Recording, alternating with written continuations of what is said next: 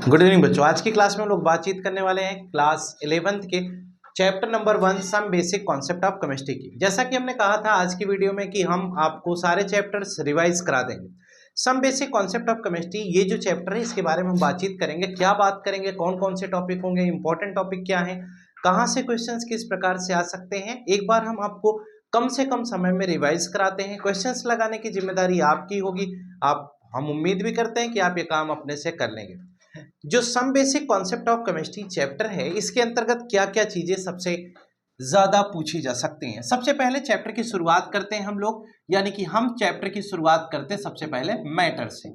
आपको जानकारी के लिए बता दें कि मैटर से अगर हम इस चैप्टर की शुरुआत करते हैं तो पहला पॉइंट होता है मैटर क्या होता है। ध्यान से सुनना, ये बेसिक टर्म्स हैं, यहां से क्वेश्चंस नहीं बनते, लेकिन फिर भी हमें पढ़ना जरूरी है।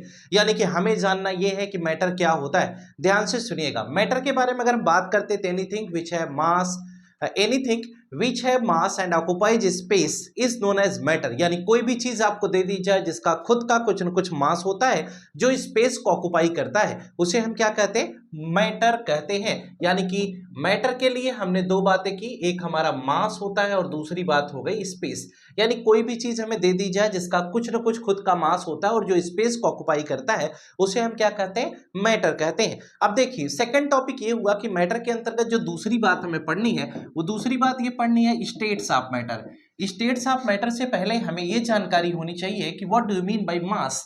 मास से आप क्या समझते हैं। अगर ये कोई क्वेश्चन पूछता है तो आप बताएंगे the quantitative analysis of any substance is known as mass. यानी कि किसी भी सब्सटेंस की जहां पर क्वांटिटी की बात करते हैं वह मास होता है। The SI unit of mass is kilogram यानी केजी। यानी कि अगर हम मास के एसआई यूनिट की बात करते हैं तो वह क्या होता है, किलोग्राम होता है। उसको हम क्या कहते हैं, केजी कहते हैं। ध्यान से सुनो, अब अगर हम कहते हैं कि इस मास की एसआई यूनिट क्या हो गई, केजी हो गई यानी किलोग्राम हो गई। और दूसरी बात आई स्टेट्स ऑफ मैटर की। मैटर के स्टेट्स कितने हैं। मेनली बेटा हमारे पास जो मैटर की स्टेट्स होती हैं, पहली है सॉलिड, दूसरी है लिक्विड और तीसरी स्टेट इसकी होती है गैस। यानी कि हम ये कह सकते हैं कि सॉलिड, लिक्विड और गैस ये तीन स्टेट है मैटर की। अब जरा ध्यान से सुनिएगा, सॉलिड, लिक्विड और गैस अगर ये तीन स्टेट है मैटर की तो हमें तीनों स्टेट के बारे में समझना होगा। महज ये सवाल जो हम बातचीत कर रहे हैं बहुत इंपॉर्टेंट नहीं है। क्यों? क्योंकि solid, liquid, gas class 9th का टॉपिक है, तो यहां से क्वेश्चंस बनने की संभावनाएं कम पाई जाती हैं। फिर भी हमें जानकारी के लिए जानना जरूरी है। सबसे पहली बात, अगर किसी ने आपसे पूछ लिया कि मैटर में सॉलिड क्या होता है, यानी सॉलिड स्टेट के बारे में अगर किसी ने जिक्र किया, तो आप क्या बताओगे। आप कहोगे, पहले तो आपने एक डिफिनिट शेप वाला केस पढ़ा था, उसके बारे में हमें बात नहीं करना है। आप कहोगे सॉलिड का जब भी कॉन्सेप्ट पूछा जाएगा, क्योंकि ये रिवीजन क्लास है, हम फटाफट आपको समझाने का प्रयास करेंगे। सॉलिड में क्या होता है, पार्टिकल्स पास पास पाए जाते हैं, यानी कि पार्टिकल एक क्रिस्टलाइन फॉर्म में अरेंज होते हैं। जब पार्टिकल्स एक क्रिस्टलाइन फॉर्म में अरेंज होते हैं तो कुछ इस प्रकार से सॉलिड के अंदर बातचीत होगी, जहां पर हम ये कहेंगे कि इंटरमोलिकुलर फोर्स, यानी पार्टिकल्स के बीच में जो फोर्स ऑफ अट्रैक्शन है वो बहुत हाई होता है। यानी हम ये कह सकते हैं intermolecular force is very high. दूसरी बात हम ये करेंगे कि इंटरमोलिकुलर स्पेस, यानी कि फोर्स ज्यादा है तो जायज सी बात है स्पेस क्या होगा, कम होगा। तीसरी बात ये आती है कि इसकी काइनेटिक एनर्जी का क्या कॉन्सेप्ट है। यानी कि काइनेटिक एनर्जी के बारे में अगर हम बात करें तो पार्टिकल्स फिक्स होते हैं, इसके अंदर मोमेंट नहीं होता, जिसका मतलब काइनेटिक एनर्जी भी कम होगी। चौथे नंबर पे बात आती है डेंसिटी की। अगर हम बात करते हैं कि डेंसिटी क्या होगी, तो हम कहते हैं mass per unit volume is known as density. तो डेंसिटी के अंतर्गत हम ये पढ़ सकते हैं कि इसकी डेंसिटी क्या होती है, ज्यादा होती है। क्यों? क्योंकि डेंसिटी को डिफाइन करते हैं कैसे, mass per unit volume is known as density. यह एक इंपॉर्टेंट टॉपिक है, डेंसिटी क्या होता है। अगर किसी ने पूछ लिया what do you mean by density, तो आप क्या बताओगे, mass per unit volume is known as density. किसी भी सब्सटेंस का एक यूनिट वॉल्यूम में कितना मास है, इसी को हम डेंसिटी कहते हैं। जैसे हम कहें ये यूनिट वॉल्यूम हो जाए, अगर ये यूनिट वॉल्यूम है तो इसमें नंबर ऑफ पार्टिकल कितने दिखाई दे रहे हैं, 4। तो 4 पार्टिकल अगर दिखाई दे रहे हैं तो जो चारों पार्टिकल का मास होगा बेटा, उसी के बेसिस पर हम डिफाइन करेंगे कि इसकी डेंसिटी कितनी होगी। अगर एक यूनिट वॉल्यूम में नंबर ऑफ पार्टिकल ज्यादा होंगे तो मास ज्यादा होगा, मास ज्यादा होगा तो डेंसिटी ज्यादा होगी। तो डेंसिटी हमारी नंबर ऑफ पार्टिकल पर डिपेंड करती है। नंबर ऑफ पार्टिकल ज्यादा होंगे तो मास ज्यादा होगा, मास ज्यादा होगा तो डेंसिटी ज्यादा होगी। डेंसिटी की एसआई यूनिट क्या होती है अगर कोई पूछता है, तो density is equal to mass upon volume है। तो डेंसिटी की मास का एसआई यूनिट क्या होता है किलोग्राम, वॉल्यूम की क्या होती है मीटर क्यूब, यानी कि हम कुल मिला जुला कर ये समझ पाए कि केजी पर मीटर क्यूब ये किसकी यूनिट है, डेंसिटी की। ठीक है, तो डेंसिटी क्या है, डेंसिटी की एसआई यूनिट क्या है, डेंसिटी की सीजीएस यूनिट क्या होगी, जैसे किलोग्राम है तो सीजीएस में इसको ग्राम कहते हैं, मीटर को क्या कहेंगे सेंटीमीटर क्यूब, तो ग्राम पर सेंटीमीटर क्यूब इसकी सीजीएस यूनिट हो जाएगी। नेक्स्ट टॉपिक पे पढ़ते हैं, तो हम लोग अगली बात करेंगे what do you mean bye compressibility in case of solid, यानी कि सॉलिड के अंदर कंप्रेसिबिलिटी का क्या कॉन्सेप्ट होता है। बेटा अगर ये क्वेश्चन पूछ लिया जाए क्या सॉलिड को हम कंप्रेस कर सकते हैं क्या, नहीं नहीं, क्यों, क्योंकि कंप्रेसिबिलिटी उसी के अंदर होगी जिसके अंदर स्पेस होगा, सॉलिड के अंदर स्पेस नहीं है, जिसकी वजह से कंप्रेसिबिलिटी फैक्टर एप्लीकेबल नहीं है, यानी हम सॉलिड को कंप्रेस नहीं कर सकते। अगर हमने इतनी बात ही आपको बता दी कि intermolecular force, space, kinetic energy, density और कंप्रेसिबिलिटी ये 5 प्रॉपर्टी हैं जिसके बेसिस पर हम सॉलिड की बात कर रहे थे, सेम टू सेम इन्हीं 5 प्रॉपर्टी के बेसिस पर हम लिक्विड की भी बात कर सकते हैं, लेकिन लिक्विड की बात करते समय हमें सॉलिड से इसे कंपेयर करना पड़ेगा, यानी कि सॉलिड की प्रॉपर्टी से जब हम लिक्विड की प्रॉपर्टी को कंपेयर करेंगे तभी हम लिक्विड को जान पाएंगे। जैसे कि लिक्विड के अंदर इंटरमॉलिक्यूलर फोर्स सॉलिड के रिस्पेक्ट में कम होता है, स्पेस ज्यादा होता है, काइनेटिक एनर्जी ज्यादा होती है, डेंसिटी कम होती है, कंप्रेसिबिलिटी नेग्लिजिबल। अगर गैस के रिस्पेक्ट में बात करें तो गैस के अंदर क्या केस है, गैस के अंदर पार्टिकल बहुत दूर दूर है ना, ये पार्टिकल ये बहुत दूर दूर है। अगर गैसियस पार्टिकल दूर दूर है तो स्पेस ज्यादा, force of attraction come, kinetic energy ज्यादा, पार्टिकल दूर दूर है तो मूव भी तो ज्यादा करेंगे। और अगली बात आप कह सकते हो डेंसिटी कम, कंप्रेसिबिलिटी ज्यादा, बस यही लगाना है आपको और इसको सॉल्व कर देना है। तो ये मैटर की बेसिक क्राइटेरिया की बातचीत हम लोग कर रहे थे, लेकिन किसी ने पूछ लिया कि सर मास के बारे में तो हम जानते हैं कि the quantitative analysis of any substance is known as mass, the SI unit of mass is kilogram यानी केजी, लेकिन अगर कोई पूछता है वेट क्या होता है, what is the basic difference between mass and weight, यानी वेट के बारे में किसी ने पूछ लिया तो आप क्या जवाब दोगे, आपको बताना होगा weight is a type of force exerted on any object due to the presence of gravity, यानी वेट एक तरह का फोर्स है जो किसी ऑब्जेक्ट पर एक्सर्ट करता है, क्यों करता है, ग्रेविटी की वजह से करता है। तो आपको ये दोनों बात जानना बेहद जरूरी है। हम उम्मीद करते हैं कि बात आपको समझ में आ गई होगी, यानी कि सबसे पहला पॉइंट हमारा था जिसमें हमने ये बात आपको बता दी। एक छोटी सी बात और आती है, छोटी सी बात ये आती है कि कभी कभी क्वेश्चन ये राइज हो जाता है कि केमिस्ट्री हम पढ़ तो रहे हैं लेकिन केमिस्ट्री का इंपॉर्टेंस क्या है, रोल क्या है हमारे डेली लाइफ में। अगर मान लो ये क्वेश्चन आ जाए तो आप क्या करोगे। केमिस्ट्री का ढेर सारा रोल है। पहला रोल तो आप देखते होंगे मेडिकल साइंस में सबसे बड़ा रोल केमिस्ट्री का है, फर्टिलाइजर यानी एग्रीकल्चर पर्पज पर केमिस्ट्री का सबसे बड़ा रोल है। तो आप केमिस्ट्री के 2-3 रोल के बारे में डिस्कस कर सकते हैं। पहला रोल मेडिकल इंडस्ट्रीज में यानी मेडिकल साइंस में, एग्रीकल्चरल साइंस में, इस तरह की जगहों पर केमिस्ट्री का बहुत ही अच्छा रोल पाया जाता है। तो आप ये 2 रोल भी याद कर लीजिए, कभी कभार पूछ लिया एग्जामिनर में तो क्या करोगे, बताना तो पड़ेगा ही। साथ साथ आपको मालूम होना चाहिए कि इसको ड्रग्स के पर्पज पर तो यूज किया जाता है लेकिन दवाइयों के रूप में भी यूज किया जाता है। ड्रग्स और मेडिसिन में क्या अंतर अगर पूछ लिया जाए तो अगर किसी भी मेडिसिन को आप एक्सेस अमाउंट में लेते हो तो ड्रग कहलाती है, लिमिटेड में लोगे तो मेडिसिन कहलाएगी। तो बस इतना सा डिफरेंस दोनों में पाया जाता है। हमने आपको जैसा कि देखा सॉलिड लिक्विड गैस के बारे में बता दिया, साथ ही साथ हम आपको एक बात और बताएंगे कि सॉलिड लिक्विड गैस की प्रॉपर्टीज के बीच में 2 तरह के रिलेशन बेस्ड क्वेश्चंस बनाए जाते हैं। वो रिलेशन बेस्ड क्वेश्चंस क्या है जरा गौर करके सुनिएगा, क्या क्या बातें हम उसमें डिस्कस करेंगे। यानी कि सबसे पहले अगर हम रिलेशन बेस्ड क्वेश्चन की बात करते हैं, जैसे इंटरमॉलिक्यूलर फोर्स है बेटा, इंटरमॉलिक्यूलर फोर्स का किसके साथ रिलेशन होगा, हम कहते हैं स्पेस के साथ, या इनवर्सली है क्या, इसका मतलब समझिएगा। इंटरमॉलिक्यूलर फोर्स का इंटरमॉलिक्यूलर स्पेस के साथ इनवर्सली प्रोपोर्शनल का रिलेशन है। क्या होता है ये रिलेशन, कहा गया किसी का फोर्स अगर ज्यादा है तो उसका स्पेस क्या होगा, कम होगा। यानी किसी के अंदर अगर फोर्स ऑफ अट्रैक्शन ज्यादा होता है तो उसके अंदर इंटरमॉलिक्यूलर स्पेस कम होगा। कहें सर समझाइए जरा। हम कहते हैं अगर सॉलिड के अंतर्गत बातचीत की जाए तो सॉलिड के पार्टिकल बहुत पास पास होते हैं। अगर पास पास हैं तो फोर्स ऑफ अट्रैक्शन ज्यादा है लेकिन उसमें स्पेस क्या हुआ, कम हो गया। जिसका मतलब बेटा इंटरमॉलिक्यूलर फोर्स इंटरमॉलिक्यूलर स्पेस के इनवर्सली प्रोपोर्शनल होगा। क्या ये बात सही है? हाँ। तो चलिए दूसरी बात करते हैं। अगर हम कहते हैं काइनेटिक एनर्जी का डेंसिटी के साथ क्या रिलेशन है, क्या जो लिखा गया ये सही है क्या? अगर किसी की काइनेटिक एनर्जी ज्यादा होगी तो उसकी डेंसिटी भी ज्यादा होगी क्या? बताइए, आप सोच के बताइए। अगर किसी की काइनेटिक एनर्जी ज्यादा है तो उसकी डेंसिटी ज्यादा होगी। या किसी की डेंसिटी ज्यादा है तो उसकी काइनेटिक एनर्जी ज्यादा होगी। जैसे सॉलिड है, सॉलिड की डेंसिटी तो ज्यादा होती है ना, पार्टिकल्स की क्लोजनेस ज्यादा है, तो उसके अंदर काइनेटिक एनर्जी है नहीं है ना, तो उसके अंदर काइनेटिक एनर्जी नहीं है, तो इसका मतलब क्या है, पार्टिकल की क्लोजनेस ज्यादा है तो पार्टिकल्स मूव नहीं कर पा रहे हैं ना, तो इसका मतलब डेंसिटी अगर किसी की ज्यादा है तो उसकी काइनेटिक एनर्जी कम होती है। इसका मतलब density is inversely proportional to the kinetic energy, that's why kinetic energy is also inversely proportional to the density. ये दो पॉइंट हमने डिस्कस किए। इसी में एक इंक्रीजिंग डिक्रीजिंग ऑर्डर की केस आती है, यानी इंक्रीजिंग ऑर्डर का मतलब होता है बेटा छोटे से बड़ा, ये क्या है, इंक्रीजिंग ऑर्डर है। अगर हम इसी में डिक्रीजिंग ऑर्डर की बात करते हैं तो बड़े से छोटा, अगर हम बड़े से छोटे की तरफ मूव करते हैं तो डिक्रीजिंग ऑर्डर है, और अगर छोटे से बड़े की तरफ मूव करते हैं तो वह इंक्रीजिंग ऑर्डर होता है। अगर हम कहते हैं आपसे कि बताइए इंक्रीजिंग ऑर्डर ऑफ डेंसिटी क्या होगा, अगर हम डेंसिटी के इंक्रीजिंग ऑर्डर की बात कर लें तो क्या आप बता पाएंगे क्या डेंसिटी का इंक्रीजिंग ऑर्डर? इंक्रीजिंग मतलब छोटे से बड़ा, यानी सबसे कम डेंसिटी किस में होती है, गैस में। गैसियस पार्टिकल्स के बीच में क्या होता है, स्पेस ज्यादा है तो डेंसिटी कम है, तो गैस की सबसे कम डेंसिटी होती है, उससे ज्यादा लिक्विड की, फिर सॉलिड की। ये एक बहुत ही मतलब बेसिक से क्वेश्चंस हैं, लेकिन फिर भी हमें तो करना ही पड़ेगा। अब कहते हैं डिक्रीजिंग ऑर्डर ऑफ कंप्रेसिबिलिटी की अगर हम बात करते हैं तो सॉलिड, लिक्विड और गैस, क्या ये है क्या सही आंसर? नहीं। क्यों? क्योंकि कंप्रेसिबिलिटी सबसे ज्यादा किस में होती है, गैस में, फिर लिक्विड में, फिर सॉलिड में। सबसे ज्यादा कंप्रेसिबल गैसियस फेज होता है, फिर लिक्विड, फिर सॉलिड, तो इसको आपको ध्यान में रखना पड़ेगा।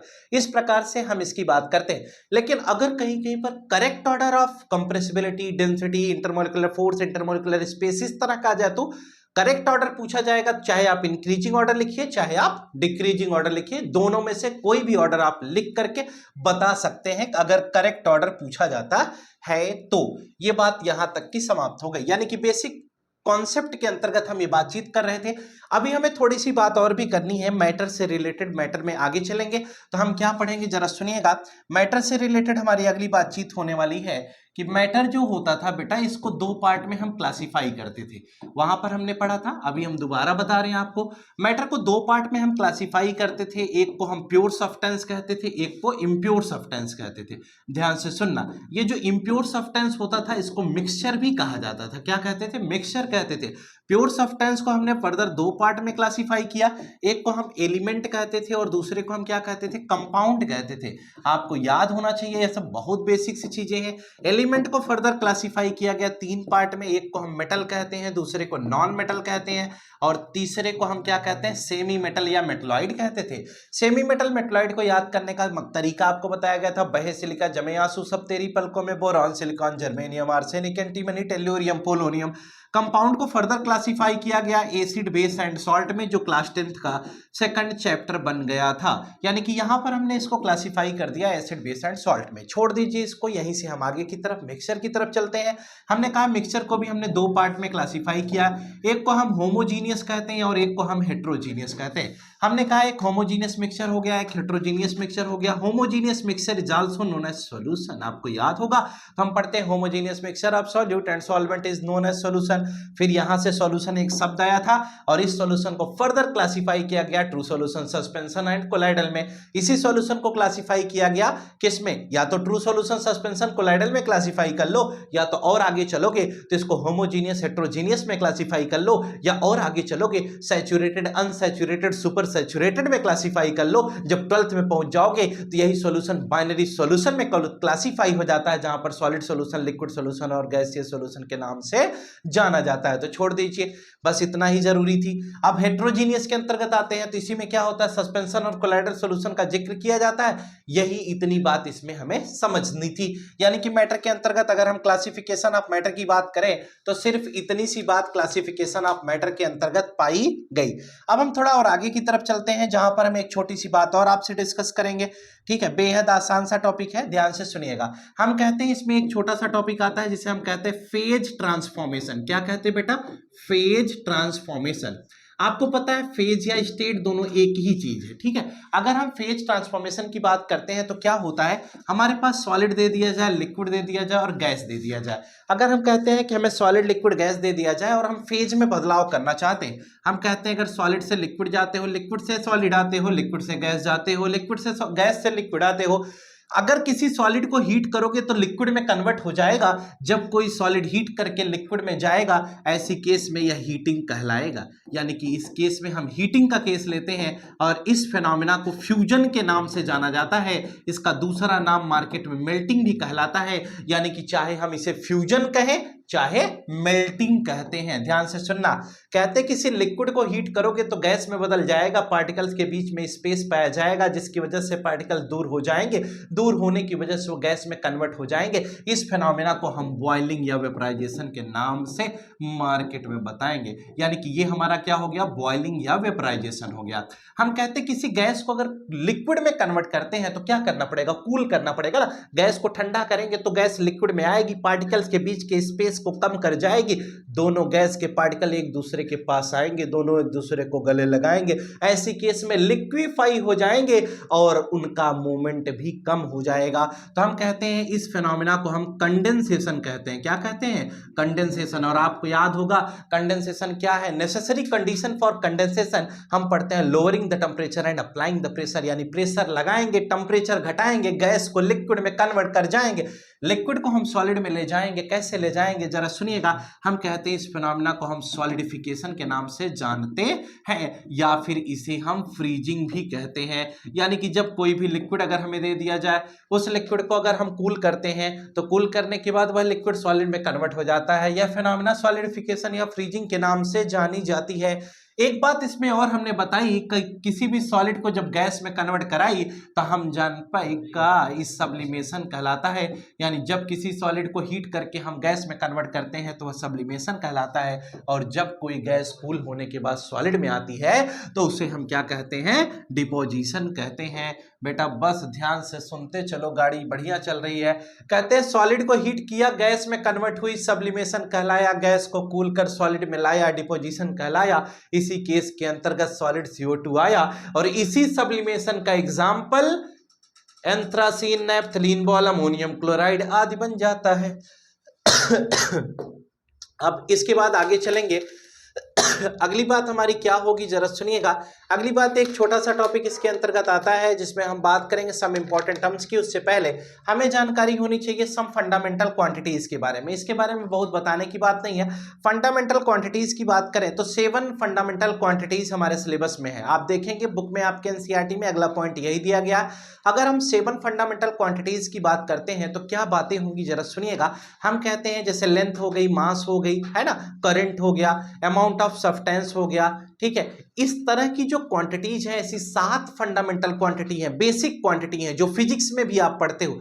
कहते हैं इन्हीं 7 बेसिक क्वांटिटीज से ही आगे क्वांटिटी बनाई गई। यानी कि फंडामेंटल क्वांटिटीज का यूज करके हम डिराइव्ड क्वांटिटी बनाते हैं। यानी फंडामेंटल क्वांटिटीज को जब हम आपस में जोड़ जाते हैं तब जाकर डिराइव्ड क्वांटिटीज का फॉर्मेशन होता है। यानी एक फंडामेंटल क्वांटिटी होती है बेटा, एक डिराइव्ड क्वांटिटी होती है। तो जो फंडामेंटल होती है उसी से डिराइव्ड बनती है। आपने MLT 2-2 ऐसा कर पढ़ा होगा ना डायमेंशनल एनालिसिस फिजिक्स में, वही टॉपिक ये है। तो उस पर हम ज्यादा विचार नहीं करेंगे। हम केवल ये जानेंगे जो 7 फंडामेंटल क्वांटिटी होती है उनकी जो यूनिट होती है उसे फंडामेंटल यूनिट कहते हैं या बेसिक यूनिट कहते हैं।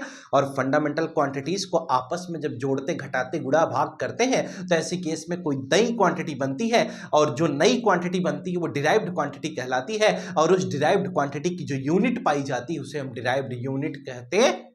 इस प्रकार से हम इसके बारे में बातचीत करेंगे। उससे पहले हमें थोड़ी सी जानकारी ये भी है कि फंडामेंटल क्वांटिटी का केस खत्म करके हम लोग देखेंगे कुछ हमारे यहाँ इंपॉर्टेंट टर्म्स हैं, यानी कि सम इंपॉर्टेंट टर्म्स, छोटे छोटे ऐसे पॉइंट्स हैं जिस पर हमें बातचीत करनी चाहिए, ऐसा हमें भी लगता है। अगर हम सम इंपॉर्टेंट टर्म्स के बारे में बात करें तो क्या बात होगी जरा गौर करिएगा। सबसे पहला टॉपिक हमारे यहाँ जो है वो है मास। यानी कि मास के बारे में हम लोगों ने बातचीत कर ली है, तो मुझे नहीं लगता कि मास के बारे में हमें दोबारा बातचीत करनी चाहिए। दूसरी बात है वेट, यानी कि अगर हम वेट की बात करेंगे तो सेकंड नंबर पे, और तीसरे नंबर पे हमारी बात होगी, पहले नंबर पे मास हो गया, दूसरे पर वेट हो गया, तीसरे पर हमारी बात होगी डेंसिटी, और चौथे पर बात होती है वॉल्यूम के बारे में। यानी कुछ ये इंपॉर्टेंट टर्म्स हैं जिनके बारे में हमें जानकारी होना बहुत जरूरी है। यानी कि हम दोबारा बता देंगे आपको मास के बारे में। अगर हम बात करते हैं the quantitative analysis of any substance is known as mass. The SI unit of mass is kilogram यानी kg। वेट क्या होता है? It is a type of force exerted on any object due to the presence of gravity is known as weight। आगे चलते हैं, density. Density क्या होती है? Mass per unit volume is known as density, यानी कि अगर एक यूनिट वॉल्यूम में नंबर ऑफ पार्टिकल कितने हैं, उसका मास कितना, उसके बेसिस पर हम डेंसिटी की बात करते हैं। यानी कि यहाँ पर केजी पर मीटर क्यूब आता है, यहाँ पर न्यूटन बताया जाता है, यहाँ पर केजी आता है। इस केस में वॉल्यूम के पास चले तो वॉल्यूम में हम क्या पढ़ते हैं? The space occupied by any body या एनी ऑब्जेक्ट, तो उसे हम वॉल्यूम कहते हैं। वॉल्यूम के अंतर्गत length into breadth into height, तो यहाँ से मीटर क्यूब या सेंटीमीटर क्यूब जैसी जरूरत होगी वैसी यूनिट हम जनरेट कर लेते हैं। ये कुछ बेसिक टर्म्स हैं, लेकिन इसी में एक बेसिक टर्म हमारा और है जो हमारा साथ छोड़ना नहीं चाहता, हमें तोड़ना नहीं चाहता। नाम है इसका टेम्परेचर। बहुत ही जानदार लोगों में इसकी गिनती होती है। अगर हम कहते हैं टेम्परेचर क्या है तो हम पढ़ते हैं डिग्री ऑफ हॉटनेस और coldness in known as temperature, यानी कि कोई भी बॉडी कितना हीट है या कोई भी बॉडी कितना कूल है, इसको हम क्या कहते हैं? टेम्परेचर कहते हैं। टेम्परेचर की एसआई यूनिट केल्विन होती है बेटा, लेकिन इसके साथ साथ इसके अंदर डिग्री सेल्सियस और डिग्री फ़ारेनहाइट जैसी भी यूनिट्स पाई जाती हैं, यानी कि मेन यूनिट तो केल्विन है। और केल्विन में हम ये भी कहते हैं कि अगर 0 केल्विन कहीं दिया है तो उसी को हम एब्सोल्यूट टेम्परेचर के नाम से जानते हैं, यानी 0 kelvin is known as absolute temperature. हम कहते हैं, अगर हम इसके बारे में जान चुके हैं तो हमने एक रिलेशन भी पढ़ा है, kelvin is equal two degree Celsius plus 273.15, ये पहला रिलेशन है। यह रिलेशन क्या बताता है कि temperature on kelvin scale is equal two degree Celsius plus 273.15, यानी कि अगर हमें डिग्री सेल्सियस दे दिया जाए तो हम केल्विन आसानी से फाइंड आउट कर सकते हैं। दूसरा रिलेशन मार्केट में बड़ी ही जोरदार तरीके से आता हुआ 9/5 इंटू डिग्री सेल्सियस प्लस 32, दूसरी बात बताई गई, यानी कहा यह गया कि अगर हम दूसरी बात करते हैं तो degree Fahrenheit is equal to 9/5 into degree Celsius plus 32।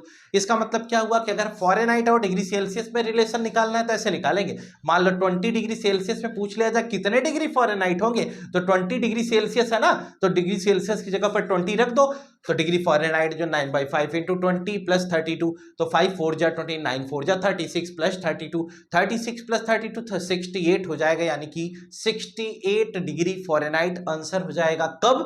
जब आपको 20 डिग्री सेल्सियस में डिग्री फ़ारेनहाइट निकालने को दे दिया जाए। अगर कह देते हैं 100 डिग्री सेल्सियस में कितने केल्विन होंगे, डिग्री सेल्सियस की जगह पर 100 रख दो, kelvin is equal to 100 plus 273.15 हो जाएगा। सॉल्व करोगे 373.15 आएगा। इस प्रकार से आप क्या कर सकते हो? केल्विन वाला केस फाइंड आउट कर सकते हो। पहला और दूसरा पॉइंट शायद हमें लगता है कि आपका कंप्लीट हो गया होगा, तो फर्स्ट सेकंड के बाद अब हमें नहीं लगता कि इसमें हमें और आगे बातचीत करनी चाहिए। उम्मीदन ये बात आपको समझ में आ जानी चाहिए। अब हम आगे चलेंगे, इसका एक बेहद इंपॉर्टेंट टॉपिक है जिसे हम कहते हैं सिग्निफिकेंट फिगर।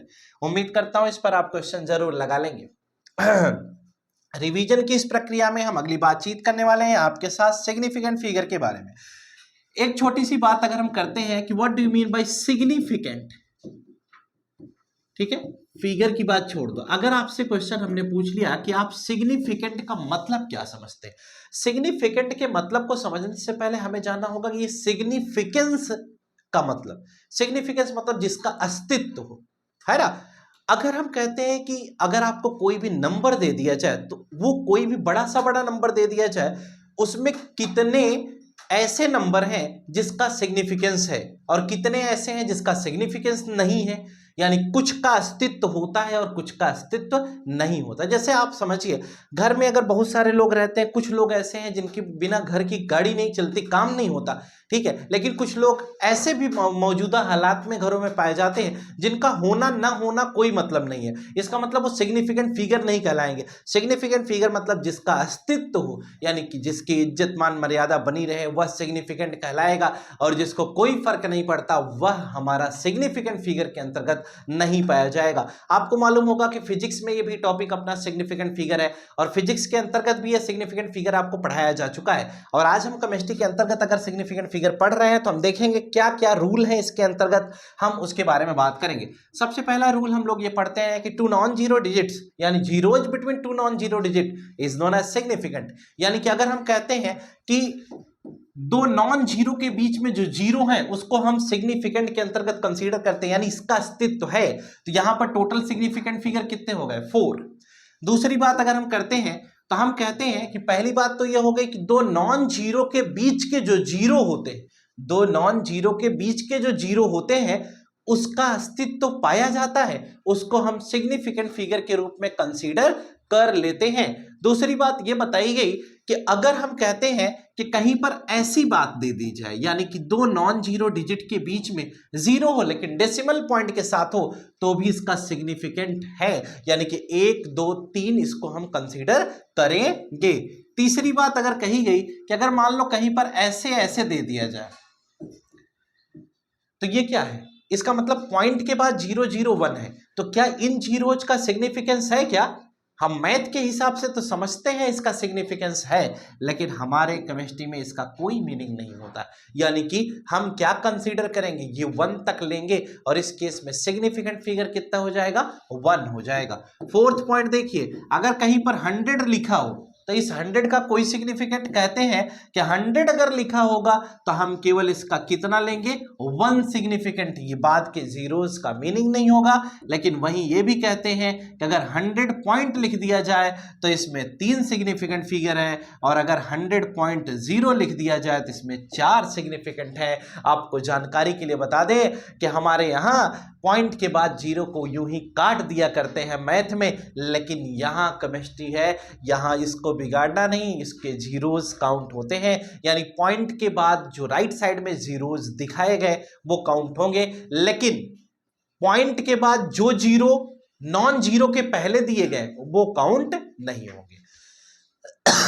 फोर्थ के बाद फिफ्थ पॉइंट पर अगर कह दिया जाए 10 egg, how many significant figures are present in 10 egg, अगर 10 अंडे की बात करते हैं तो इसको हम ऐसे ऐसे भी तो लिख सकते हैं, 0 0 0 0 चला जाएगा, इसका मतलब ऐसी केस में हम इनफाइनाइट सिग्निफिकेंट फिगर को बताते हैं, यानी कि जहां पर कुछ इस तरह से मेजरमेंट का कॉन्सेप्ट दिया जाए, यानी कि वहां पर हम क्या कहते हैं, हम वहां पर 50.0000 करते चले जाएंगे, और ऐसी केस में हम इनफाइनाइट सिग्निफिकेंट फिगर के बारे में बातचीत करते हैं। इस प्रकार से हम सिग्निफिकेंट फिगर के बारे में आपको समझाएं। एक बार दोबारा देखें, दो नॉन जीरो के बीच के जीरो को सिग्निफिकेंट फिगर के अंतर्गत कंसीडर करते हैं, इसलिए यहाँ 4 हो गया। दो नॉन जीरो के बीच के जीरो को कंसीडर करते हैं, अगर पॉइंट होगा तब भी, तो कितना हो गया, 3 हो गया। पॉइंट के बाद नॉन जीरो के पहले जितने भी जीरो होते उसे सिग्निफिकेंट फिगर में कंसीडर नहीं करते, इसलिए इसके में 1 हो गया। हम 1 डबल जीरो है तो हम कहते हैं नॉन जीरो डिजिट के राइट साइड में जो जीरोज होते हैं उसको हम कंसीडर नहीं करते, इसलिए यहां पर 1 हो गया। हम कहते हैं कि 1 डबल जीरो मतलब पॉइंट के पहले और नॉन जीरो के बाद के जीरोज को कंसीडर करते हैं, लेकिन उसके बाद वाले केस में भी दिया नहीं था, तो यहां पर देखिए 3 है, यहां कितना हो गया 4, यानी पॉइंट के बाद जो जीरोज है उसे हम ले रहे हैं, कंसीडर करते हैं। अगर हम कहीं पर मेजरमेंट क्वांटिटेटिव एनालिसिस की बात करते हैं, जैसे 10 अंडे 5 झोला 3 बैग 4 हाथी 10 घोड़ा, ऐसा कुछ दे दिया जाए तो उसमें सिग्निफिकेंट फिगर कितने होंगे, इनफाइनाइट सिग्निफिकेंट फिगर पाए जाएंगे। इसी के साथ ये सिग्निफिकेंट फिगर जो एक बेहद इंपॉर्टेंट टॉपिक गिना जाता है अपने आप में, ये समाप्त होता है। आइए आगे बात करेंगे, इसके आगे चलेंगे और देखेंगे और क्या बात हो सकती है। सिग्निफिकेंट फिगर के बाद इसमें एक छोटा सा पॉइंट और है जिसको हम साइंटिफिक नोटेशन कहते हैं। साइंटिफिक नोटेशन की मीनिंग क्या होती है जरा समझिएगा। अगर हम कहते हैं what do you mean bye scientific notation, scientific notation से आप समझते क्या है, हम कहते हैं कि अगर 100 कहीं पर दिया है तो 100 को हम 10 की पावर 2 लिख सकते हैं। क्यों? क्योंकि 10 की पावर 2 को हम 10 इंटू 10 कहते हैं, तो पावर क्या है 1 1 है, तो बेस सेम होती है तो पावर क्या हो जाता है, ऐड हो जाता है, तो ये 10 की पावर 2 ही तो है ना। तो ऐसे समझते हैं। अगर कहीं पर मान लो ऐसे दे दिया जाए 0.0 देखो, अगर कहीं ऐसे दे दिया जाए 001, अब हम क्या करते हैं, हम इसे अगर समझना होगा तो हम जैसे पढ़ेंगे, क्या ऐसे पढ़ते हैं ना बच्चा, इसको 1000 से मल्टीप्लाई करेंगे, 1000 से नीचे भी मल्टीप्लाई करते हैं, यही तो करते थे। तो हम इसको समझते थे कैसे, 1000 से मल्टीप्लाई करेंगे तो ये कितना हो जाएगा 1, और नीचे 1000 हो गया, है ना। तो 1000 में कितने जीरो है 3, तो इसको 10 की पावर 3 लिख सकते हैं, तो ये क्या हो जाएगा 1/10 की पावर 3, तो ये क्या हो जाएगा 10 की पावर -3। देखिए यही तो पढ़ा ना, तो ऐसे भी कर सकते हैं, पॉइंट इधर है तो ये 10 की पावर -3 हो गया, उसको हम क्या कहेंगे 10 की पावर 2 कह देंगे। तो नंबर आप जीरोज के बेसिस पर हम साइंटिफिक नोटेशन की भी बातचीत कर लेते हैं। साइंटिफिक नोटेशन से थोड़ा आगे की तरफ बढ़ेंगे तो अगली बात हम क्या करेंगे जब हम आपको बताते हैं, जरा सुनिएगा। अगली बात हमारी आपकी होगी लॉ ऑफ केमिकल कॉम्बिनेशन से रिलेटेड, ठीक है। लॉ ऑफ केमिकल कॉम्बिनेशन की बातचीत सुनिएगा, क्या होता है सुनते हैं।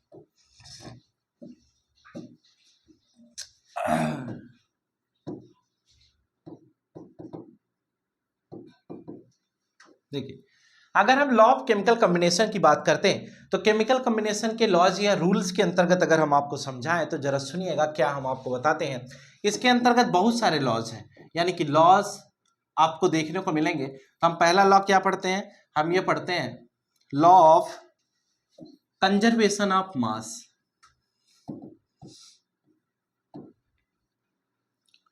दूसरा इसमें आएगा बेटा लॉ ऑफ कांस्टेंट प्रोपोर्शन। तीसरा आएगा लॉ ऑफ मल्टीपल प्रोपोर्शन। चौथा आएगा गेलुसैक लॉ, और इसमें पांचवा आता है अवोगाद्रो लॉ। देखिए, अभी एग्जाम के पॉइंट ऑफ व्यू से आप इसको तैयार करें, यानी फर्स्ट वाले को आपको एक बार सरसरी नजर से इन सबको भी पढ़ लेना है, लेकिन focus law of conservation of mass पर करना है। Law of conservation of mass क्या होता है, तो हम कहते हैं मास can neither be created nor be destroyed. हम कहते हैं मास जो होता है वो क्रिएट नहीं होता, डिस्ट्रॉय नहीं होता। मास का क्या काम है, एक आप देखो रिएक्टेंट साइड में है, प्रोडक्ट साइड में दिखाई देगा, बस इतना सा केस होता है। यानी मास कंजर्व रहता है, मास में परिवर्तन का जो केस बताया गया ओवरऑल चेंज उसका जीरो हो जाता है, यानी मास हमेशा कंजर्व रहता है। तो law of conservation of mass के अंतर्गत हम ये बातचीत पढ़ते हैं। ठीक है, तो आपने पढ़ा कि मास जो होता है किसी भी केमिकल रिएक्शन के दौरान, किसी बैलेंस केमिकल इक्वेशन में रिएक्टेंट का मास हमेशा हमेशा प्रोडक्ट के मास के बराबर होता है। यानी हम पढ़ते हैं mass of reactant is always equal to the mass of product in any chemical reaction या in any balance chemical equation. ये बात हो गई इसकी, बस इसमें इतना आपको ध्यान रखना है कि law of conservation of mass की कहानी क्या है। अब हम law of conservation of mass से आगे बढ़ते हैं तो अगली बात हमारी आती है डाल्टन्स एटॉमिक थियरी। यानी डाल्टन्स एटॉमिक थियरी की बात करते हैं तो जॉन डाल्टन ने एटम के बारे में सबसे पहले बताया था। अब क्या बताया था आपको ओरली बताता हूं, ध्यान से सुनिएगा। John Dalton Dalton's atomic theory में कुछ पोस्टुलेट्स देते हैं। वो कहते हैं atom is the smallest unit of matter, यानी एटम किसी भी मैटर का वह छोटा सा छोटा पार्ट होता है जो इंडिविजुअल है, फर्दर डिवाइड नहीं किया जा सकता। उन्होंने ये भी कहा कि atoms of same element have same property, atoms of different element have different property. यानी एक ही एलिमेंट के जो एटम्स हैं उनकी प्रॉपर्टी सेम होती है, अलग अलग एलिमेंट के एटम्स की प्रॉपर्टी अलग अलग होती है। जबकि बाद में इनका पोस्टुलेट कंसीडर नहीं किया गया, क्यों? क्योंकि एटम जो बता रहे थे ये इंडिविजुअल है, एटम से छोटा कुछ नहीं होता। तो बाद में पता चला कि इलेक्ट्रॉन प्रोटॉन न्यूट्रॉन एटम के अंदर पाए जाते हैं, ये एटम से छोटे होते हैं। और साथ ही साथ इनका जो पुराना कॉन्सेप्ट था, इन्होंने कहा एटम्स ऑफ सेम एलिमेंट है सेम प्रॉपर्टी, तो उसको क्या किया गया, कॉन्ट्रडिक्शन हो गया उसका, आया कि एटम्स ऑफ सेम एलिमेंट है different property and also atoms of different element have same property. That's why the Dalton's atomic theory was cancelled. अब कहा गया कि इसी वजह से डाल्टन की एटॉमिक थ्योरी समाप्त हो गई। डाल्टन की एटॉमिक थ्योरी के इस कॉन्सेप्ट से थोड़ा आगे की तरफ बढ़ते हैं तो मॉडर्न एटॉमिक थ्योरी आई, और मॉडर्न एटॉमिक थ्योरी में बहुत सारी बातें बताएगी। उसके बाद आपको जानना ये होगा कि आपको क्या atomic mass, gram atomic mass, molar mass, gram molar mass, इन सब की जानकारी है। हाँ, जानकारी होनी चाहिए। जैसे देखिए, अगर हम एटॉमिक मास की बात करते हैं, किसी एक एटम का जो मास होता है वो एटॉमिक मास कहलाता है। अगर हम ग्राम एटॉमिक मास की बात करते हैं तो एटम का मास ग्राम में अगर दे दिया जाए तो वह ग्राम एटॉमिक मास कहलाता है। मॉलिक्यूलर मास क्या होता है, किसी मॉलिक्यूल का जो मास होता है वो मॉलिक्यूलर मास कहलाता है, ग्राम में हम उसे लिखते हैं। लेकिन खास बात यह है और एक इंपॉर्टेंट विषय भी ये है कि मोलर मास क्या होता है। तो हम कहते हैं मोलर मास हमेशा ग्राम पर मोल होता है। यानी कि अगर हम किसी के मोलर मास की बात करते हैं तो मोलर मास मतलब एक मोल सब्सटेंस का मास हमेशा मोलर मास कहलाता है। यानी कोई भी सब्सटेंस अगर हमें दे दिया जाए वह एक मोल है बेटा, तो उसे हम क्या कहते हैं, मोलर मास कहते हैं। तो मोलर मास की एसआई यूनिट क्या होती है, ग्राम पर मोल होती है। याद कर लो, इंपॉर्टेंट टॉपिक है कि अगर कभी कभी क्या होता है कि हम पूरा मॉलिक्यूलर फॉर्मूला लगाकर पूरा कैलकुलेशन कर लेते हैं लेकिन यूनिट लिखना भूल जाते हैं। तो यूनिट अगर लिखना भूल गए तो यूनिट का आधा नंबर कट जाएगा। जैसे मान लो अगर हम कहते हैं what is the molar mass of water, यानी कि वाटर का मोलर मास बताइए, अगर क्वेश्चन आ जाए तो क्या करोगे, वाटर का मोलर मास बताने को अगर आ जाए तो क्या करोगे, आपको ये लिखना होगा कि वाटर का मोलर मास H2O निकालोगे, जब 18 ग्राम पर मोल लिखना पड़ेगा, 18 ग्राम लिखोगे तो आधा नंबर मिलेगा। एक नंबर के क्वेश्चन में आधा अपने आप कट जाएगा, क्योंकि 18 ग्राम पर मोल वहां लिखना था, क्योंकि मोलर मास की SI यूनिट क्या होती है, ग्राम पर मोल होती है। इस प्रकार से इसे आपको समझना होगा, जानना होगा, परखना होगा। ये तो कुछ यूनिट्स के कॉन्सेप्ट थे छोटे छोटे जो हमने आपको बताया, ठीक है। इसके बाद हम लोग थोड़ा सा और आगे बढ़ते हैं, तो अगली बात हमारी आती है कि क्या आप मॉलिक्यूलर फॉर्मूला लगा करके, यानी कि क्या आप मॉलिक्यूलर मास निकालना जानते हैं? जानना चाहिए। नहीं आता हो तो सीख लेना, जैसे H2O NH3 CO2 CH4 NH3, किस प्रकार से इसका हम मॉलिक्यूलर मास निकालते हैं। तो मॉलिक्यूलर मास निकालने की ये प्रक्रिया जानना जरूरी है। सपोज करिए हम CO2 आपको दे दें, हम कहें कि CO2 का क्या होगा मास, तो इसको आप ऐसे करके लिख सकते हो, 6 12 + 2 × 8 16 हो जाएगा, यहाँ से 12 आएगा, यहाँ से 2 × 16 हो जाएगा, 12 ऐसे रहेगा, 32 ऐसे हो जाएगा, 44 ग्राम आंसर आ जाएगा। अगर कोई पूछता है कि मोलर मास ऑफ CO2, तो ग्राम पर मोल, या फिर बड़े प्यार से कभी कभी ग्राम मोल इनवर्स लिखा रहता है, तो घबराने की कोई जरूरत नहीं।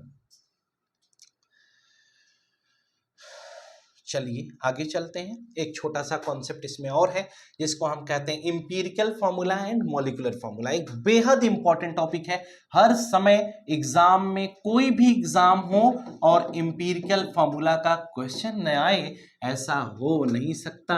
यानी कि empirical formula and molecular formula, ठीक है। ये एक बेहद अच्छा सवाल है और हर एग्जाम में इसके आने की संभावनाएं होती हैं। मॉलिक्यूलर फॉर्मूला क्या होता है और इंपीरिकल फॉर्मूला क्या होता है, दोनों में डिफरेंस क्या है? देखिए, जो मॉलिक्यूलर फॉर्मूला होता है उसका सिंपलेस्ट फॉर्म इंपीरिकल फॉर्मूला कहलाता है, यानी कि simplest form of molecular formula is known as empirical formula, ठीक है। या complex form of empirical formula is known as molecular formula. यानी कि हम ये कह सकते हैं, जैसे हे ग्लूकोज, तुम्हारे बारे में अगर हम जानना चाहे तो आज तक जान ना पाए, C6H12O6 तुम्हारा फॉर्मूला बताए, हम कहें 6 से तुमको डिवाइड कर जाएं, काट पीट के बराबर कर दें, CH2O ले आएं, यह इंपीरिकल फॉर्मूला होगा। हम एक ऐसा नंबर पकड़ते हैं जिससे डिवाइड करते हैं तो क्या हो जाता है, कट गया, 6 2 12 हो गया, और ये क्या हो गया, आपका ये कितना था, ऑक्सीजन C6H12O6, तो ये 6 6 कैंसिल हो गया, तो क्या आ गया, CH2O आया ना, तो ये क्या हो गया, ये इंपीरिकल फॉर्मूला हो गया, ये क्या था, मॉलिक्यूलर फॉर्मूला था। इस प्रकार से हम दोनों में डिफरेंस निकाल पाते हैं। लेकिन इस डिफरेंस को जानना तो बहुत अच्छी बात है, लेकिन पहचानना या समझना जरूरी क्या है, उस पर हम विचार करते हैं, बात करते हैं। आइए देखते हैं।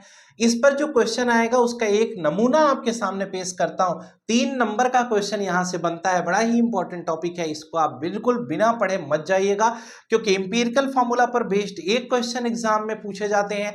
आपने देखा होगा कि आपके यहाँ जो एनुअल एग्जाम्स हुए होंगे उसमें भी ये क्वेश्चन आए होंगे। इंपीरिकल फॉर्मूला और मोल कॉन्सेप्ट इस चैप्टर का दो सबसे बेहद इंपॉर्टेंट टॉपिक है। इंपीरिकल फॉर्मूला, मोल कॉन्सेप्ट और स्टैक्योमेट्री, ये 2-3 टॉपिक ऐसे हैं जहां से क्वेश्चन ना आए, ऐसा हो नहीं सकता।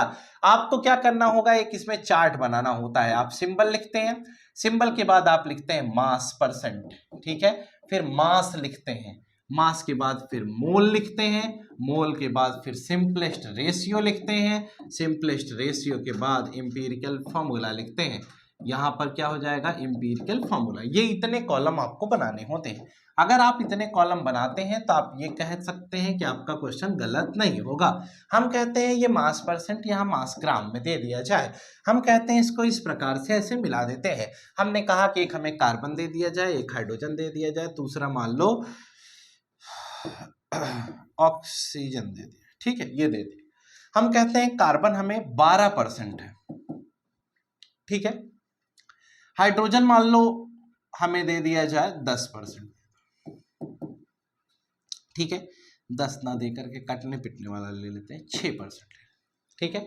हम कहते हैं ऑक्सीजन 12 6 18% हो गया। अब 18% ये हो गया तो बचा कितना, 78%। हम कहते हैं 78% हमें क्या दे दिया जाए, 78 क्या 88% हमें क्या दे दिया जाए, ऑक्सीजन दे दिया जाए। अब ये दे दिया गया। अब जब मास ग्राम में निकालना होगा तो ये क्या आएगा, 12 ग्राम, 6 ग्राम और ये 88 ग्राम हो गया। हुआ कि नहीं? कहते हैं मोल निकालना है, तो मोल इज इक्वल टू क्या होता है, आप कहते हैं मास अपॉन मोलर मास, तो तो मास कितना है 12 है ना, 12 ग्राम दिया है। और मोलर मास, कार्बन का मास कितना होता है 12 होता है, कितना आ गया 1 मोल, ये 6 ग्राम है। हाइड्रोजन का मास कितना होता है 1, ये कितना आ गया 6, ये आपका 88 ग्राम है। ऑक्सीजन का मास कितना होता है 16, कट कर दोगे कोई न कोई वैल्यू आ जाएगी। तो कुल मिलाकर के हमने कहा ये तो हम पा गए। अब हम कहते हैं कि जो सिंपलेस्ट रेशियो कैसे निकालते हैं, जो इनमें सबसे छोटा है उसी से हम सबको डिवाइड कर देंगे। तो भाई ये अगर जाएगा अभी तो 16 × 5 = 80, 16 × 5 = 80, 5 पॉइंट कुछ आएगा। हम कहते हैं 1 सबसे छोटा है, तो 1 को 1 से डिवाइड किया कितना है 1, 6 को फिर 1 से डिवाइड किया कितना है 6, और ये मान लो 6 आएगा 5.89 जो भी आएगा, मान लो इसको भी 1 से डिवाइड करेंगे 6। अब यहां पर कार्बन कितना हो गया, अगर हम फॉर्मूले पर जाएं तो ये तो हमारा कार्बन हो गया, ये हमारा हाइड्रोजन हो गया, ये ऑक्सीजन, तो कार्बन कितना है 1 और हाइड्रोजन 6, ओ क्या है 6। तो इंपीरिकल फॉर्मूला जब निकालोगे तो क्या आ जाएगा CH6O6 आ जाएगा। आएगा कि नहीं आएगा? आया ना। इस प्रकार से आप फॉर्मूले को डिजाइन कर सकते हो। यानी ये क्वेश्चन एक इंपॉर्टेंट क्वेश्चन है, पूछा जाता है, तो ऐसी आपको तैयारी करके रखनी है। और इसमें 1-2 फॉर्मूले हैं, मान लो 1-2 फॉर्मूले वो कैसे हैं, मान लो एक फॉर्मूला इसमें बड़ा प्यारा सा है, उस पर बात कर लेते हैं।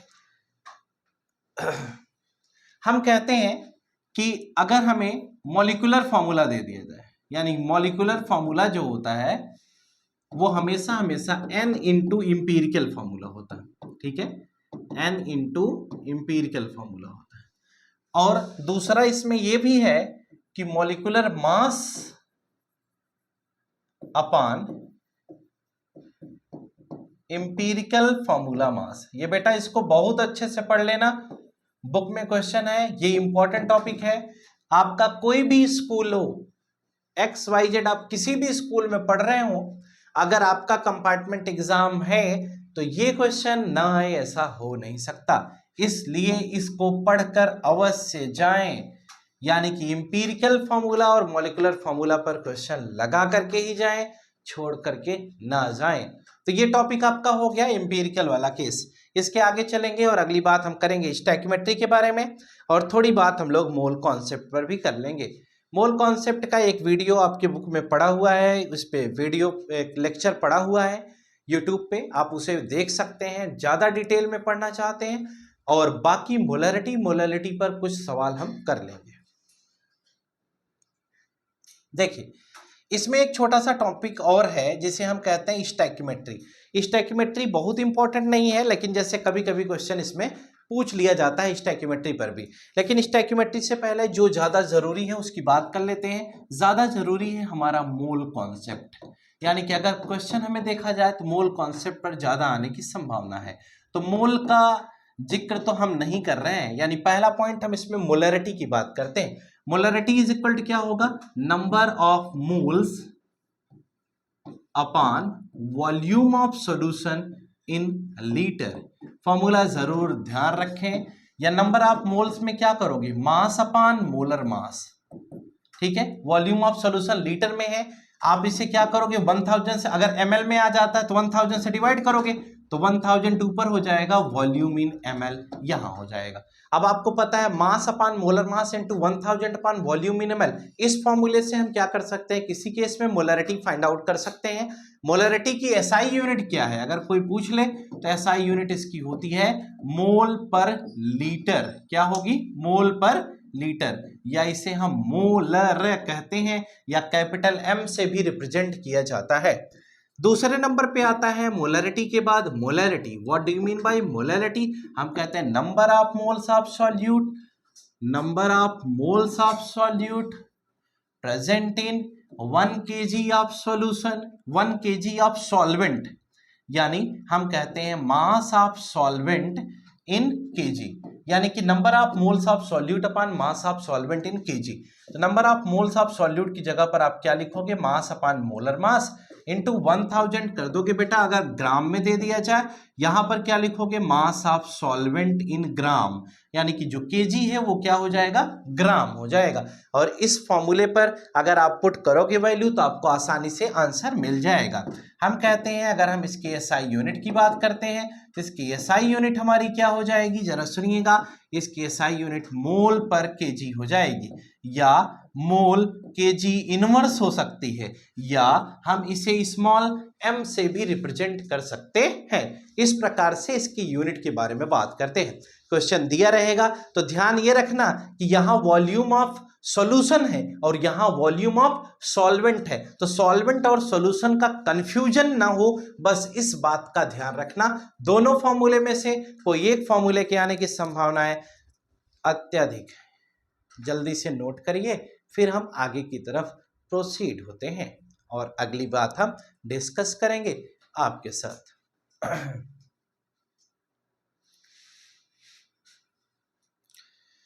इसमें एक टॉपिक छोटा सा और है जिसे हम कहते हैं मोल फ्रैक्शन। अगला टॉपिक देखिए, अगर हम अगले टॉपिक की बात करते हैं तो अगला टॉपिक है मोल फ्रैक्शन। आपने देखा कि उन दोनों की यूनिट थी लेकिन इसकी यूनिट नहीं है। मोल फ्रैक्शन क्या होता है, यानी कि हमने ये कहा ये हमारा एक कोई बीकर हो गया, इसमें हमने एक ए सब्सटेंस मिलाया और एक बी सब्सटेंस इसमें प्रेजेंट है। हम कहते हैं कि ए और बी दोनों मिलकर एक सॉल्यूशन बनाते हैं, तो ए का कितना पार्ट है और बी का कितना पार्ट है ये बेहद सोचनीय विषय है। तो हम कहते हैं कि अगर हम मोल फ्रैक्शन निकालें, यानी कि कितना पार्ट किसका है, तो हम कहते हैं मोल फ्रैक्शन ऑफ ए अगर निकालना हो तो हम क्या लिखेंगे, हम लिखते हैं बेटा number of moles of A upon number of moles of A plus number of moles of B. ठीक है, यानी कि मोल्स ऑफ बी हो जाएगा। अब नंबर ऑफ मोल तो निकालना आप जानते ही हो, तो आप इस प्रकार से इसे सॉल्व कर लेंगे। लेकिन अगर यहीं पलट करके क्वेश्चन आ जाए मोल फ्रैक्शन ऑफ बी, तो क्या लिखेंगे, हम लिखेंगे number of moles of B upon, upon में क्या हो जाएगा बच्चे, number of moles of A plus number of moles of B. ये देखिए, यानी कि number of moles of B upon number of moles of A plus number of moles of B. इस प्रकार से आप इसे सॉल्व कर सकते हैं, आप इसे करिएगा। और ध्यान देने की बात है कि यही एक मोल फ्रैक्शन ऐसा है जो यूनिटलेस है, यानी इसकी कोई यूनिट नहीं है, इसका ध्यान रखिएगा। मोल फ्रैक्शन की यूनिट नहीं होती है, जबकि मोलरिटी और मोलैलिटी की यूनिट हमने आपको बता दी है। उम्मीद करता हूं कि बात आपको समझ में आ गई होगी। आइए चलते हैं इसके साथ स्टोइकियोमेट्री की तरफ। अगला टॉपिक है आपका what do you mean bye stoichiometry,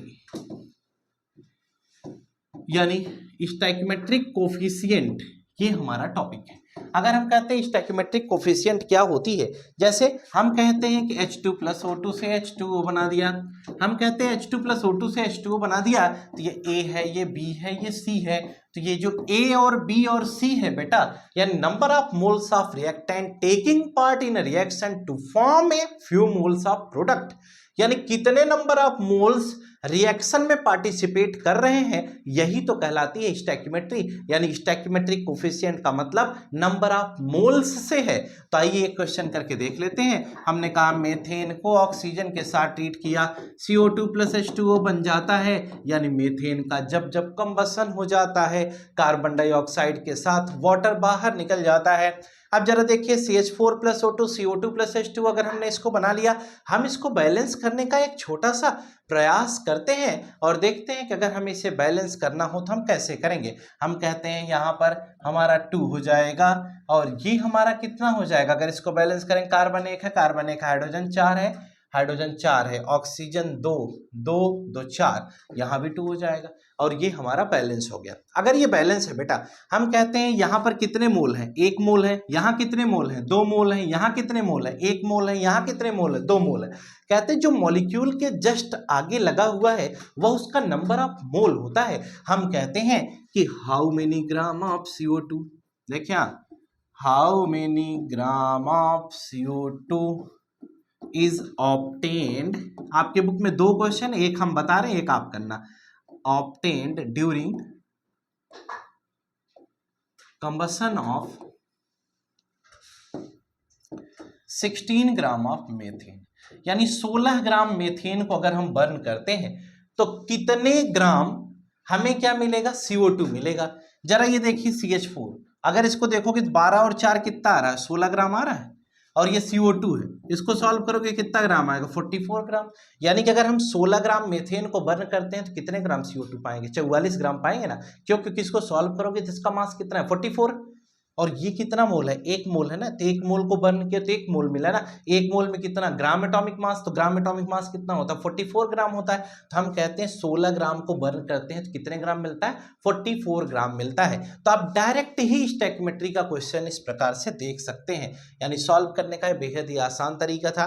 एक बात और जानकारी के लिए हम आपको बताना चाहें कि ये तो ठीक है, आपने सॉल्व कर लिया, इससे थोड़ा सा और आगे एक लास्ट टॉपिक है आपके यहाँ, लिमिटिंग रिएजेंट।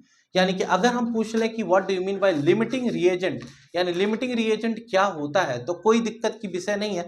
लिमिटिंग रिएजेंट का मतलब ये होता है कि जो रिएक्शन की लिमिट को डिफाइन कर दे, यानी किसी रिएक्शन में जो कम मात्रा में पाया जाता है और जो रिएक्शन की लिमिट को डिफाइन करता है उसे हम लिमिटिंग रिएजेंट कहते हैं। यानी the substance present in any reaction in less amount and which define the limit of reaction is known as limiting reagent, यानी जिसका कंसंट्रेशन भी कम होता है। एक लास्ट टॉपिक और है इसमें, परसेंटेज कंपोजिशन। यानी कि अगर हम कहते हैं परसेंटेज कंपोजिशन क्या है तो जरा सुनना, एक छोटा सा क्वेश्चन आपके लिए। अगर हम कहते हैं कि what do you mean by percentage composition in basic concept of chemistry, तो आइए अगला टॉपिक है बेटा परसेंटेज कंपोजिशन। यानी परसेंटेज कंपोजिशन से आप क्या समझते हैं, जैसे हम कहते हैं कि CO2 में CO2 आपको दे दिया जाए, यानी कि percentage composition of carbon, carbon का कितना परसेंट है, तो आप क्या करोगे, कैसे सॉल्व करोगे। यानी percentage composition of carbon, carbon का निकालना हो तो कार्बन का मास कितना होता है, 12 ग्राम, और ये CO2 का 44। आप इसे सॉल्व कर दोगे तो परसेंटेज आपको मिल जाएगा कि नहीं, 12/44 × 100। लेकिन अगर कोई पूछ ले कि ऑक्सीजन का कितना होगा तो क्या करोगे, ऑक्सीजन कितना है यहाँ पर 16 दूनी 32, और नीचे क्या करोगे 44 कर दोगे, टोटल मास 100 से मल्टीप्लाई कर दोगे तो ऑक्सीजन का भी परसेंटेज कंपोजिशन मिल जाएगा। यानी कोई मॉलिक्यूल या कंपाउंड दिया जाए तो उसमें जो इंडिविजुअल एलिमेंट है, एटम है, वो कितनी मात्रा में प्रेजेंट है, तो हम टोटल से क्या करेंगे, जो टोटल मास है उसको नीचे रख देंगे और जो उसका मास है उसको ऊपर रख देंगे, 100 से मल्टीप्लाई, खट से कंपोजिशन निकल के बाहर आ जाएगा। यह भी एक इंपॉर्टेंट क्वेश्चन है, एग्जाम में क्वेश्चन बनाए जा सकते हैं और आपको फंसाए जा सकते हैं, इसलिए इस बात का ध्यान रखें, इसको पढ़ करके रखिएगा, बेहद इंपॉर्टेंट है। अब ध्यान देने की बात है कि ये जो some basic concept of chemistry का पोर्शन था ये लगभग पूर्णतः कंप्लीट हो गया। आपके सिलेबस में हमने अभी तक जो डिस्कस किया वो सिर्फ इतना सा डिस्कशन था कि केमिस्ट्री के अंतर्गत जो पहला चैप्टर है some basic concept of chemistry, उसके बारे में हमने कंप्लीट तरीके से बातचीत कर ली और हम उम्मीद करते हैं कि आपको समझ में आया होगा। लेकिन बेटा रिवीजन था, बहुत फास्ट तरीके से हमने इसको कराया है। आपको ध्यान देने की बात ये होगी कि घर पर आप बैठ करके वो सारे टॉपिक्स जो इंपॉर्टेंट बताए गए हैं, जिन पर क्वेश्चंस लगाने चाहिए, उसको आप जरूर देखें। वीडियो को थोड़ा सा स्लो करके पढ़ेंगे तो आपको उम्मीद करता हूँ अच्छा समझ में आएगा। लेकिन उससे पहले जानकारी के लिए एक बात और बता दें कि एग्जाम बहुत करीब है, 15 दिन, 20 दिन, 25 दिन का आपके पास टाइम है, तो आप इस बात का ध्यान रखिएगा कि ज़्यादा पढ़ाई से आप कहीं भटके नहीं, आपका समय लॉस ना हो, कहीं पर फालतू बैठ करके समय गंवाएं नहीं, किसी के चक्कर में ना पड़े, एग्जाम पर फोकस करें जिससे कि आप मैक्सिमम मार्क्स गेन कर सकें। एग्जाम पर फोकस करने के लिए आपको ध्यान देना होगा आपका अपना सिलेबस, जो टोटल चैप्टर 9 आ रहे हैं एग्जाम में, 9 चैप्टर पढ़ना पड़ेगा, पढ़ने के अलावा आपके पास कोई विकल्प नहीं है। अभी देखे होंगे हमने आपको एक चैप्टर का रिवीजन कराया, रिवीजन में आपको मेरे इस रिवीजन के बाद उससे कई गुना ज्यादा मेहनत करनी पड़ेगी, तो चैप्टर आपको समझ में आएगा। इंपॉर्टेंट पॉइंट्स की अगर हम बातचीत करते हैं तो इस चैप्टर के अंतर्गत जरा एक बार ध्यान से सुनिएगा। जैसे कि आपको कुछ हमने शॉर्ट टर्म्स बताए, जैसे डेंसिटी, कंप्रेसिबिलिटी, इस तरह के फैक्टर्स बताएं क्या होता है, इसके बारे में आप जरूर पढ़ लीजिएगा। साथ साथ देखिए बहुत मेजर टॉपिक्स की बात करें जहां से क्वेश्चंस बनने की ज्यादातर संभावनाएं होती हैं, वो टॉपिक है अपना एम्पिरिकल फॉर्मूला। एक क्वेश्चन परफेक्ट क्वेश्चन है, आप किसी भी स्कूल में पढ़ते हो आप बिल्कुल निश्चिंत होकर एम्पिरिकल फॉर्मूला तैयार करें। एम्पिरिकल फॉर्मूला से क्वेश्चन आता ही है और वो भी 2 से 3 नंबर का क्वेश्चन फंसाया जाता है। अगर एम्पिरिकल के साथ आपको मॉलिक्यूलर फॉर्मूला का भी कॉन्सेप्ट लगा दिया तो एग्जामिनर इसको 5 नंबर में भी दे सकता है, इस बात का ध्यान रखिएगा। एम्पिरिकल फॉर्मूला पर क्वेश्चन लगाना ना भूलें। दूसरा टॉपिक मोल कॉन्सेप्ट बेहद इंपॉर्टेंट है। मोल कॉन्सेप्ट के अंतर्गत molarity, molality, normality, mole fraction. Normality अपने यहां सिलेबस में नहीं है, मोल, मोलरिटी, मोलैलिटी और मोल फ्रैक्शन पर क्वेश्चन लगाना ना भूलें। एग्जाम में ये भी क्वेश्चन आ सकता है। अगर आपको मोल निकालने में दिक्कत है, यानी मोल का कॉन्सेप्ट क्लियर नहीं है, नंबर ऑफ मोल्स कैसे फाइंड आउट किए जाएंगे, कितने मॉलिक्यूल, आयन, ये सब होंगे, तो डिस्क्रिप्शन में वीडियो का लिंक पड़ा है, आप देख लीजिएगा, जहां पर आपको बताया जाएगा कि हम मोल का कॉन्सेप्ट कैसे पढ़ते हैं। यानी मोल कॉन्सेप्ट का एक वीडियो डिस्क्रिप्शन में लिंक हम अटैच कर देते हैं, आप उसे जरूर देख लीजिएगा। उम्मीद करता हूं कि सारी चीजें आपको बेहतरीन अच्छे तरीके से समझ में आ गई होंगी, जिससे कि हम फर्दर नेक्स्ट क्लास में मिलेंगे, यानी कि अगली जो क्लास कल की होगी तो हम लोग एटॉमिक स्ट्रक्चर या पीरियोडिक टेबल के साथ मिलेंगे। हमने आपको इसके पहले कल की आज सुबह जो क्लास पढ़ाई थी, जो वीडियो अपलोड किया था, उसमें हमने आपको सजेस्ट किया था कि आप क्लास 11th का जीओसी, हाइड्रोकार्बन और पीरियोडिक टेबल का लेक्चर जरूर पढ़ लें। क्यों? क्योंकि वो लेक्चर्स अगर आप पढ़ करके रखेंगे तो हमारे लिए भी बहुत प्लस पॉइंट होगा और आपके लिए भी, कि कम समय में हम लोग ज्यादा मेहनत कर पाएंगे और ज्यादा से ज्यादा चैप्टर का रिवीजन भी कर पाएंगे। उम्मीद करता हूं कि आपको ये वीडियो अच्छी लगी होगी। अच्छी लगी हो तो लाइक शेयर सब्सक्राइब करना ना भूलें और अपने फ्रेंड्स को जरूर शेयर करें, जिससे कि कंपार्टमेंट एग्जाम में हर कोई पास हो सके। हम उम्मीद करते हैं कि आप अच्छा करेंगे। All the best, thank you, good night to all of you, today class is over.